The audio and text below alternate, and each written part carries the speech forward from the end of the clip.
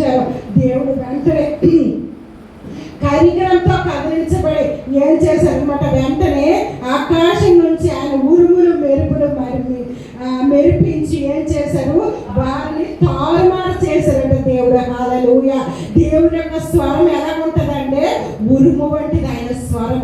ఉరుముతో ఆయన మాట్లాడతాడు. ఆయన స్వరగర్జన ఎలా ఉంటుందంటే ఉరుముతో ఆయన మాట్లాడే దేవుడు. ప్రకృతిలో ఉన్నటువంటి ఆయన తాలూకా ఇవన్నీ కూడా ఆయన మహా సైన్యము, ఆయన సైన్యం ద్వారా దేవుడు మాట్లాడినట్టుగా మనం చూస్తున్నాం.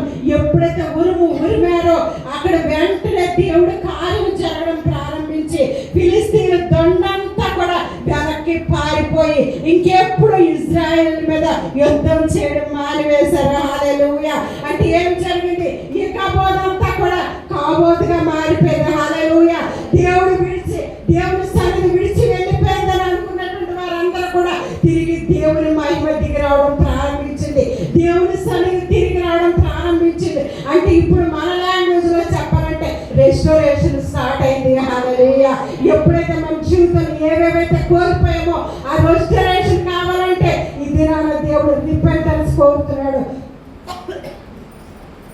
ఎప్పుడైతే మనం పశ్చాత్తాపడతామో, ప్రభువా నీ దగ్గరికి వచ్చి సాగిలు పడుతూ ఉన్నాను, తెలుసో తెలియక నువ్వు ఆశించిన స్టాండర్డ్ లో నేను ఉండలేదేమో అని దేవుడి ముందు మనం పశ్చాత్తాపడవలసిన వారమై ఉన్నాం.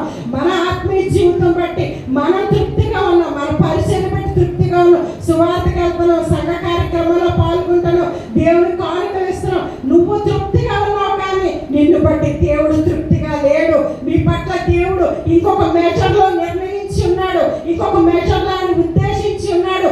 ఆ చిత్తం జరగడానికి వరకు ఆయన ఆతురపడుతూ ఉన్నాడు. ఆ యొక్క కార్యము చేయాలంటే ఇది నా రిపెంటెన్స్ మనకు అవసరమైనది.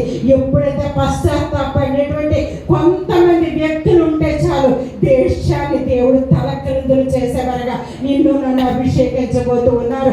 అటువంటి వారి వరకు దేవుడు చూస్తూ ఉన్నాడు. ఎవరు నా కొరకు నిల్చున్నారు, నా సైన్యం ఎక్కడుంది? ఒకడు 1000 మందిని తరిగితే ఇద్దరు 10,000 మందిని తరుగుతారు కదా. అటువంటి నా బిడ్డలు ఎక్కడున్నారు?